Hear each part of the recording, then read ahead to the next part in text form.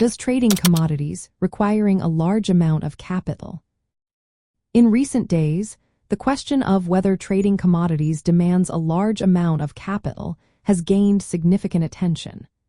As more individuals look to diversify their investment portfolios, understanding the financial requirements is key. With commodity markets fluctuating and new opportunities arising, many are curious about the necessary capital to get started.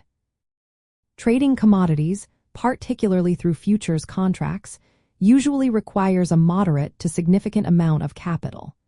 This is largely due to the margin requirements set by exchanges and brokers. When engaging in futures trading, investors must post an initial margin. This margin represents a percentage of the contract's total value and serves as collateral. For instance, to trade a single E-mini S&P 500 futures contract, an initial margin of approximately $4,000 is often required. This margin acts as a security deposit to cover potential losses and can vary based on the contract type and broker policies. The amount of capital needed can depend on several factors. These include the specific commodity being traded, the contract size, and the broker's minimum funding requirements. Some brokers may impose minimum account balances or deposit thresholds before allowing trading. Additionally, traders must maintain a maintenance margin to keep their positions open.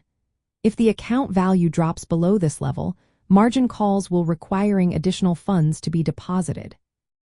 However, trading on a smaller scale is indeed possible. Recent regulatory frameworks, such as the Financial Conduct Authority's de minimis test, acknowledge firms or traders operating with relatively small-scale commodity derivatives trading. This potentially exempts them from certain regulatory burdens. This means that smaller capital amounts can be utilized for commodity trading, although liquidity, contract size, and margin requirements still apply. In summary, while trading commodities often necessitates a substantial capital outlay to meet margin and risk management standards, it is not strictly required to have a very large amount of capital to begin.